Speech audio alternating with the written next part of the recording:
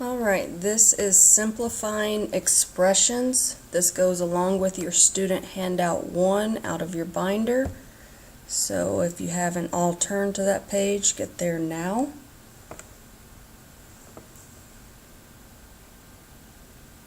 You've already done a vocabulary station to kind of familiarize yourself with some of our new terminology.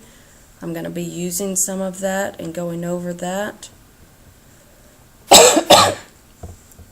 An expression is a mathematical phrase that can contain variables, which are your letters.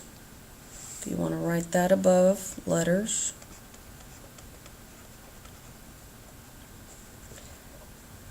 They contain variables. They can contain numbers or your constants. Those are your regular numbers without letters. And they contain operations. That's your plus, minus signs. We're getting to be big kids now, so we're not really seeing a whole lot of division signs or multiplication signs. We do see division signs as fractions because we are now big kids. Alright, we're going to use the expression below to label various parts of the expression. Okay, so the first thing I want to label is this part right here. This whole thing is a term.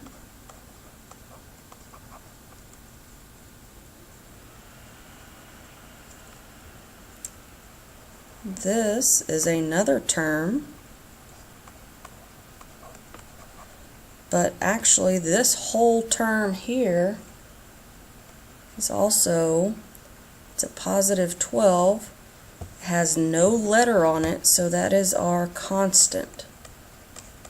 Just a regular number is a constant. So positive 12 is a constant. There's two total terms here. We have our variable, which is this x.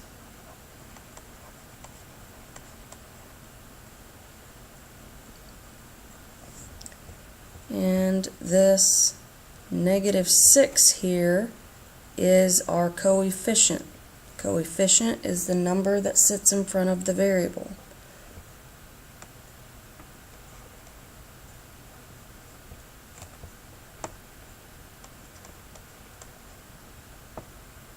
Well, get my pen to work here. Coefficient is spelled C-O-E-F-F-I-C-I-E-N-T.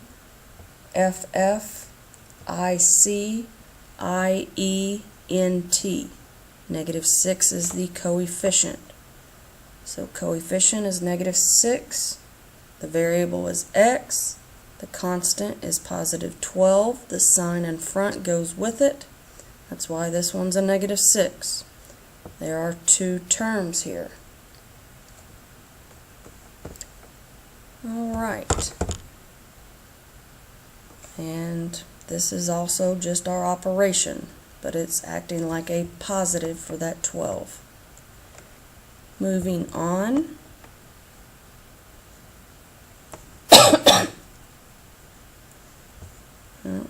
Computer's slow moving on. We're going to look at simplifying expressions. Terms can be classified as like or unlike, and the expression can be simplified by combining like terms. So terms are either like or unlike. I like to say they're like part of your family or they're not part of your family. Do they have your same last name or not your same last name? Like terms must have the same variable and base.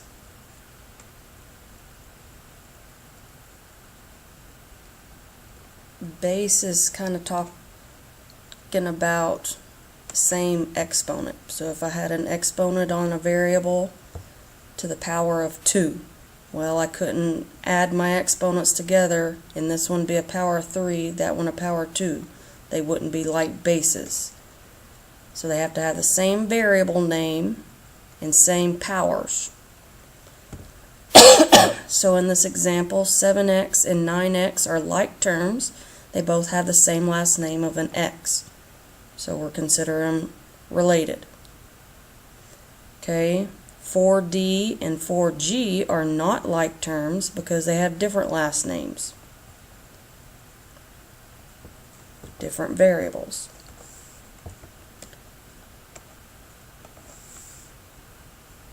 Okay, we're going to practice that. In the table at the left, determine if which of the terms are like terms. So I'm working with this table here.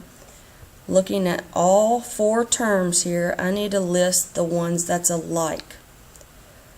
Well, this one's last name has a C. This one does not have a last name. This one's last name is C. This one's last name is B. So I only see 2 that are alike. That would be 8C and negative 8C. So my 2 like terms, 8C, negative 8C. I'm going to do the yellow dot problems. So I'm going to move down here. I see 3 terms again. Terms are separated by plus or minus signs, or in this case, commas. So 9Y, last name's Y, last name Z, last name W. Did anyone have any same last names? No, so there are no like terms in that set. No one had the same last name.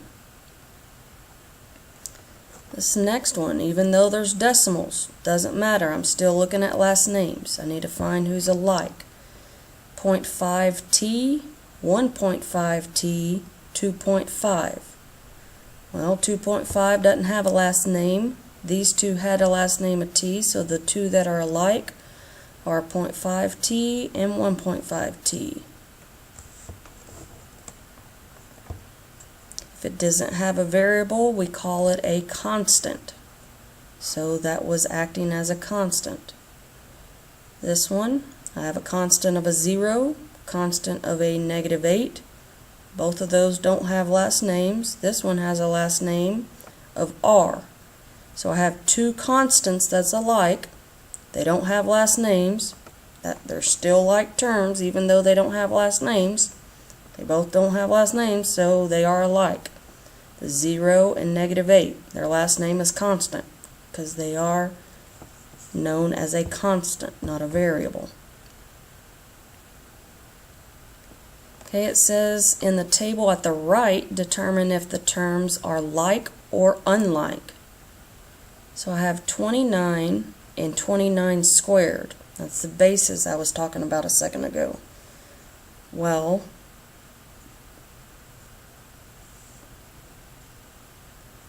since the exponent is not on a letter, they are considered alike. Since the exponent is on a number, I would just do 29 times 29 to get 29 squared, and they would both be regular numbers. So in this case, that one's kind of tricky. Both of those are like. The next one I'm doing is 6 and 9. They both don't have a last name. I don't see any exponents involved, so I have to ask, are they like or unlike? They are going to be like. They both don't have a last name. Okay, negative 3R, negative 3P. They have 2 different last names. So are they like or unlike? They're unlike. I'm going to go ahead and do this one as well. 13k, 13k squared. Okay, this time the exponent's on a variable. If it's on a variable, it's like this guy is from the K royal family. He's wearing a crown. This guy's just from the regular K family. So they're from two different families, a royal one and an unroyal one. So since it's on a letter, they're going to be unlike. This one, they were on a number, so it's okay. Both were numbers. Okay, I'd like you to pause the video and try the rest of these two columns, then start the video back to check your answers. Okay, checking your answers. Here is the finished of the charts.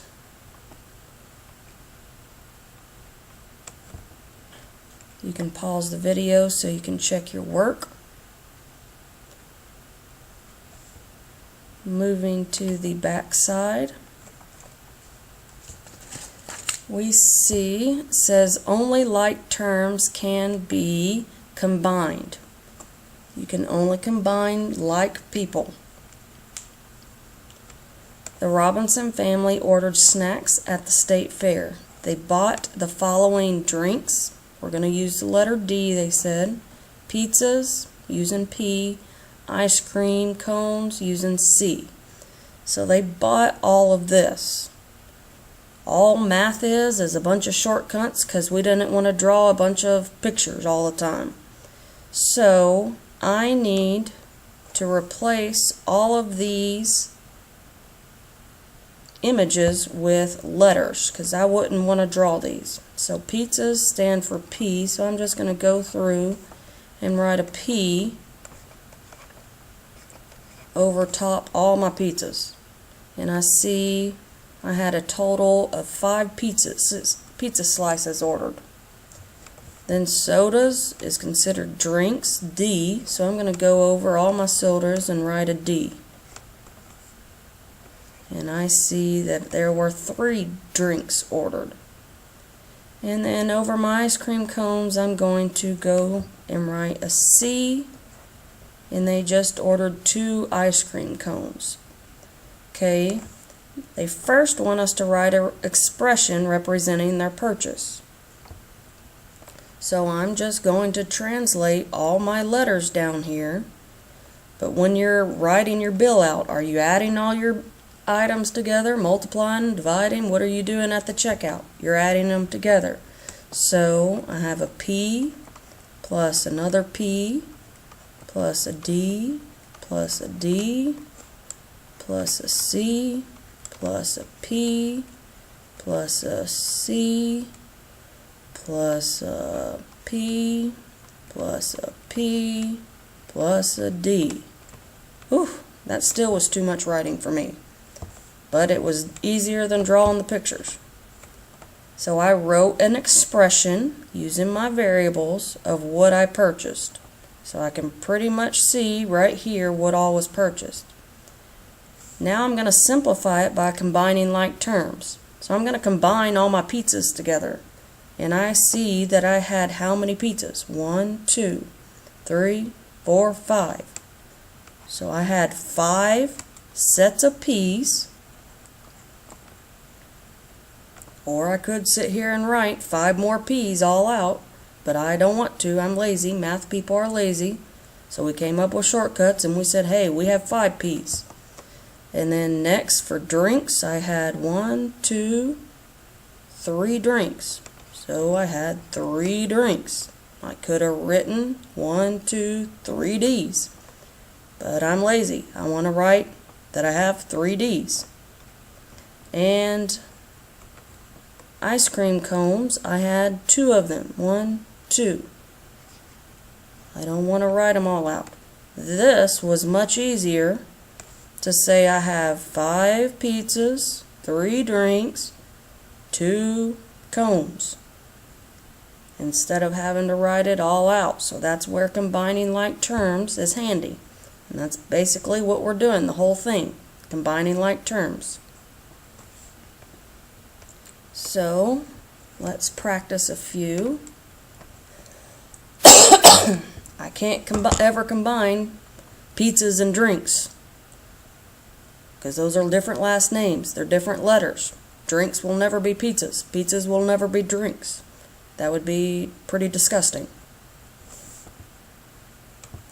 Alright, so we have some expressions here that we have to combine like terms. We have random letters used in all these problems. We could come up with words of what we think A's would stand for. Apples, maybe. It doesn't really matter. We're combining last names of people.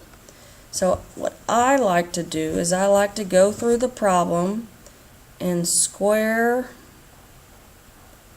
certain people. So I see a 7A and I see a positive 8A. Notice how I did the sign in front of it.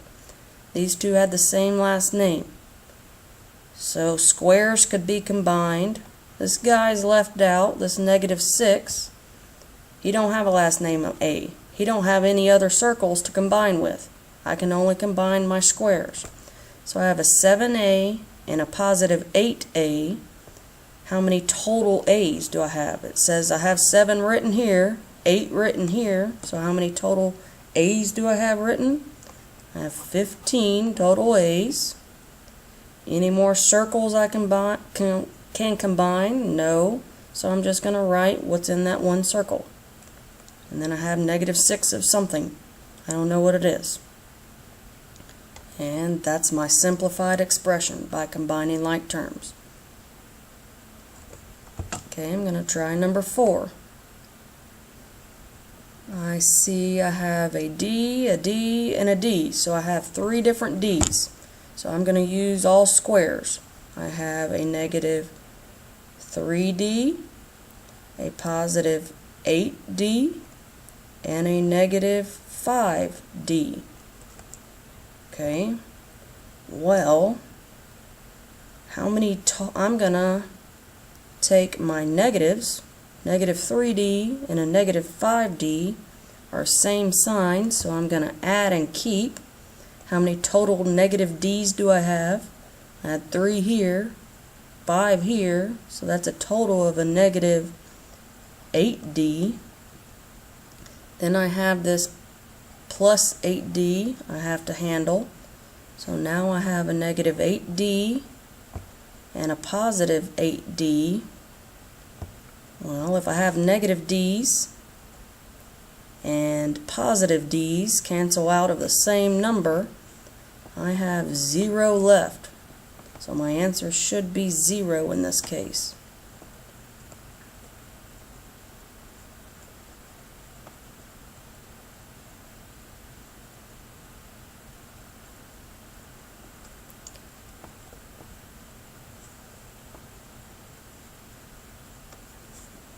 So you're using your same signs, add and keep, different signs, subtract, keep the sign of your larger number. Still having to use everything you learn. Okay, looking at this problem, I see a last name of a G, a constant, a G, and a constant. So I see I have 4 terms here. 2 of them have G's, 2 of them are constants. So I'm going to combine my G's together, combine my constants together to simplify this. So I'm going to put a squares around my G's, my gangsters. Positive gangster there. Then I'm going to circle my constants. And this guy's a constant too. So squares are getting combined together. Just because of decimals doesn't mean anything. So I have 1.5 gangster here, a positive 6.5 gangster here. The 0.5s add up to a 1 whole. So 1 whole plus 1 whole is 2 wholes plus a 6 gives me 8 wholes. So 8 gangsters. Combine my constants together. I got a -10 here, a -3. Same signs, add and keep. So they're same signs. I got 10 here, 3 there, add them, and keep the same sign. Gives me a -13 of the constants. Neither of these are like anymore. I got a G and a constant. Those can't be combined. So that is your final answer.